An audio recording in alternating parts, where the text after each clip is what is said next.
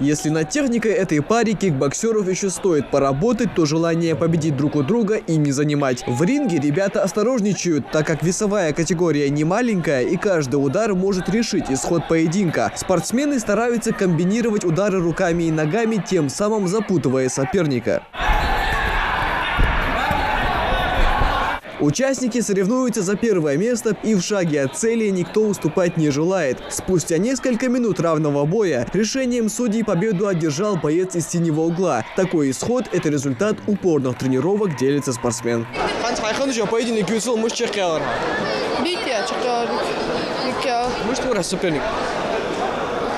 Нормально.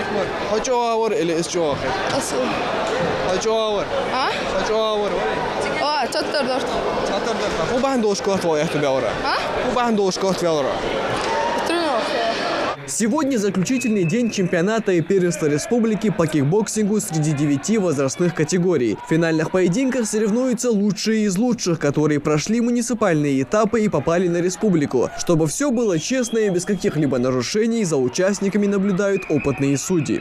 Судьи квалифицированные, имеют свои категории.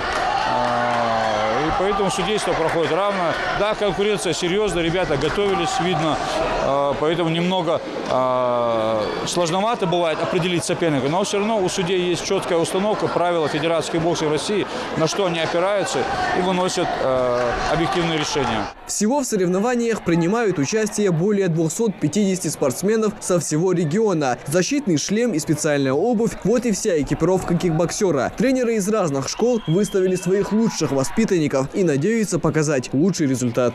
Готовились серьезно, зная, что в республике очень много хороших тренеров, заслуженных тренеров.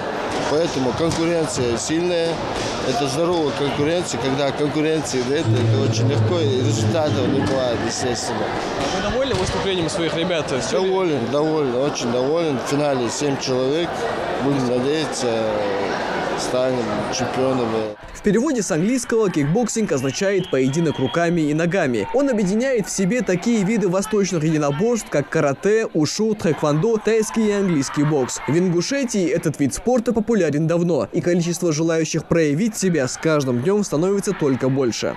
Чемпионат первенства республики, это мы год один раз отбираем, а так там мы проводим разные турниры, в которых ребята обкатываются, набирают опыта. Можно сказать, в нашей республике кикбокс очень хорошо развивается, так как в прошлом году на первенство Европы поехали, мы двое от нашей республики и двое стали победителями первенства Европы. Кубки для победителей стоят у самого ринга и во время боя мотивируют участников биться изо всех сил. Но главная цель для каждого из ребят – это путевка на первенство СКФО, а значит и шанс показать себя на более высоком уровне. Михаил Тангиев, Мухаммад Белакиев, Новости 24.